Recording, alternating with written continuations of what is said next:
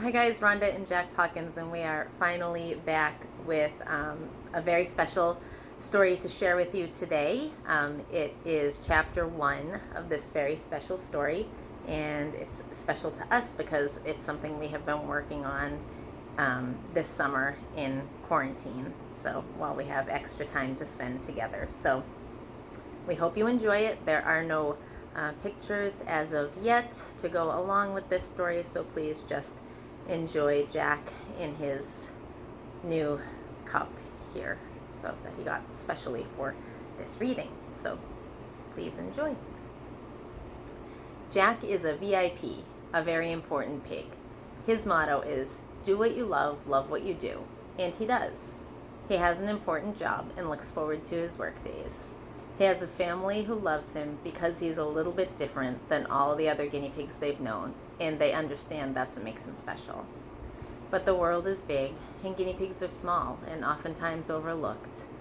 If you want to know how Jack became a VIP in his corner of the world, you'll have to start back at the beginning of his becoming. Nowadays, he loves sharing stories with his friends, and this will surely be the best one of all because this is the story of Jack Pawkins.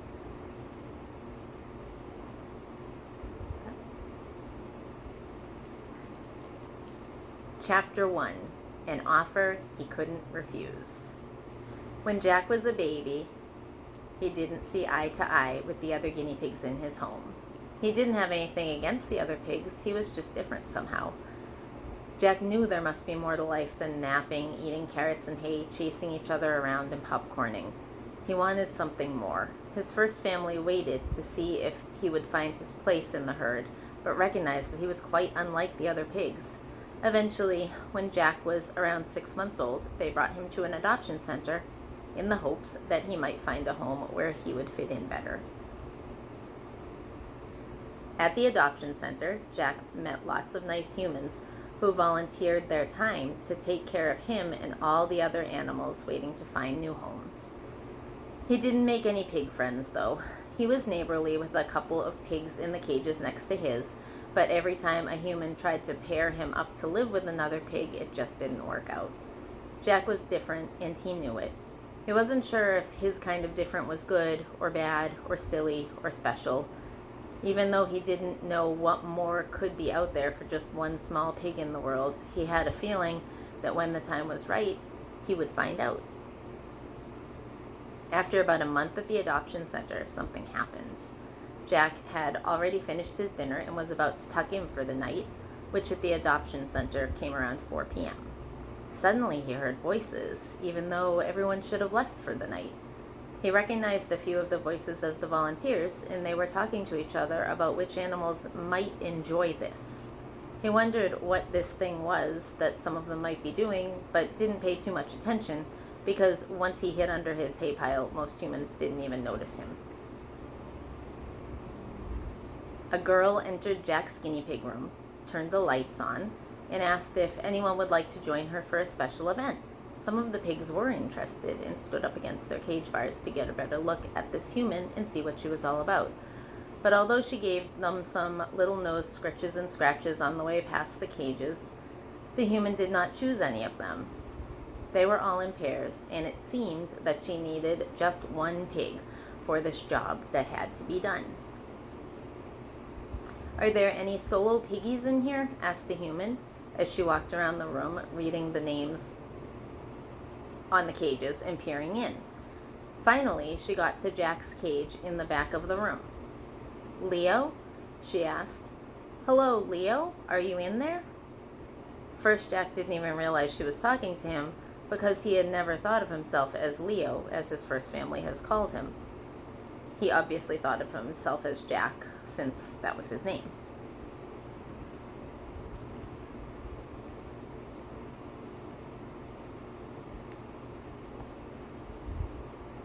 But this human was persistent, and she softly and slowly opened Jack's cage door to poke around, even though she couldn't see him under his hay pile. He knew she couldn't. Or maybe he was wrong, because then one of her hands was slowly moving straight towards him. Jack bolted out from under the hay and frantically skittered about the cage. The human put her hand down flat on the floor of the cage and talked to him. "Aw, it's okay there, Leo. Hello there, friend. Would you like to have a very special job tonight?" Jack wasn't sure if he did want a very special job tonight, but decided he should hear more about it. There was a chance this could just be the more he had been waiting for. He buried himself in his hay again, but stayed just about 2 piggy nose lengths from the human's hand. "Leo," the human continued, "I have a special job for you if you're up for it. How would you like to lay on my lap, have pats, and let some kids read stories to you for an hour or two?" Jack thought. That didn't sound so bad at all. And it did sound like a very special job, just as the human had advertised. He reached out carefully from under the hay, a full 2 nose lengths, and bumped her hand. She smelled nice. Actually, she smelled vaguely like vegetables. So Jack thought she smelled delicious. Jack gently reached out and bumped her hand once more. She offered him a small piece of carrot, and he accepted the carrot slice and the job offer. And that's the end of chapter 1 in the story that we're working on called VIP, the story of Jack Pawkins. So we hope you enjoyed that.